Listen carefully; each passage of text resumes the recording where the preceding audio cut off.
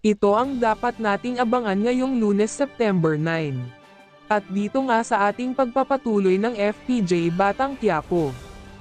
At sa pagdating nga ni Rigor sa ospital ay naikwento sa kanya ni Marites na baka ang sumaksak sa kanya ay ang mga kalaban ni Tanggol. Kaya naman nagulat etong si Rigor sa mga sinabi sa kanya ni Marites at sa sobrang galit nga niya ay nasigawan niya etong si Marites, at sinabi nga niya na sinisingil na itong si Marites sa lahat ng kanyang mga kapalpakan bilang isang ina sabay alis itong si Rigor na galit, at dahil dito ay hindi na napigilan pa ni Marites ang mapaiyak dahil sa sinabi ni Rigor. Dito nga sa mansyon ng mga kabalyero na kung saan nga ay binigyan ng regalo ni Don Pacondo itong si Tinding na kung saan nga ay nagustuhan niya ito at agad naman niya itong sinuot.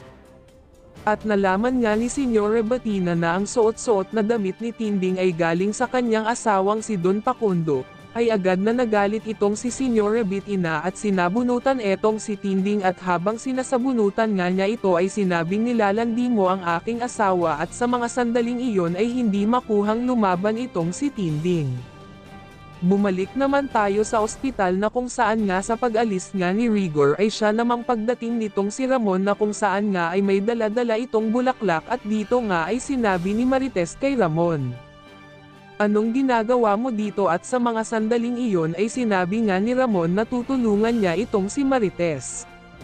Kaya naman natatakot itong si Marites baka magpang-abot etong si Ramon at Rigor kaya naman agad niya itong pinaalis at sa paglabas nga ni Ramon ay bigla silang nagkita sa malayuan itong si Rigor. At yun nga ay nagtago etong si Ramon kaya naman sinundan siya agad ni Rigor na kung saan nga ay naghabulan silang dalawa. Dahil nga mas mabilis etong si Ramon ay nakapagtago siya agad na kung saan nga ay sinundan pa rin siya ni Rigor, at habang papalapit nga etong si Rigor kung saan nakatago etong si Ramon ay handang-handa naman siyang paputukan itong si Rigor kung tutuloy ito sa pagpasok. Mapunta naman tayo kanila Tanggol, at dito nga sa pagbalik nga nila Tanggol sa Stag Bar na kung saan nga ay sinabi ni Don Pacondo na meron silang papasuking malaking negosyo. At pagkatapos ng magsalita ni Don Pacondo ay tumugon nga etong si Tanggol at sinabi nga niya na hindi na sila papayag na maging tao-tauhan na lang, ang gusto nga nila ay magkaroon sila ng porsyento sa lahat ng mga transaksyong gagawin nila, at dahil dito ay nagulat itong si Don Pacondo at Marcelo na kung saan nga ay nagtayuan na ang grupo ni Tanggol saka sila umalis. At dito naman tayo kay Divina na kung saan sinabi na niya kay Tanggol na nakakita na nga siya ng buyer ng kanilang Star of Venus. At habang tinitignan nga niya ito ay namangha dahil napakaganda nga daw ang diamanteng dala nila Tanggol at Divina. At doon nga ay sinabi ni Divina na mas maganda nga daw kung ibigay niya na ang kanilang bayad at sa mga sandaling iyon ay hindi inaasahan ni Divina at Tanggol na meron na palang paparating na mga pulis na kung saan ay papasukin na nga sila.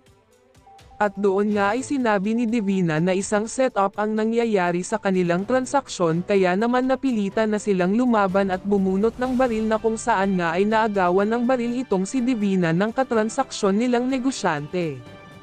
Dahil dito ay ipinababa ng negosyante ang mga baril nila Tanggol pero agad din namang pinulot ni Tanggol ang kanyang baril dahil may mga pulis na papapasok at napilitan na lang silang lumaban, at habang nagbabarilan ay nagdesisyon na itong si Tanggol na tumakas na habang dala-dala nila ang Star of Venus. Ito ang dapat nating abangan ngayong Lunes dito sa mas tumitinding bakbakan sa FPJ Batang Quiapo. Please like and subscribe our channel. Maraming salamat po.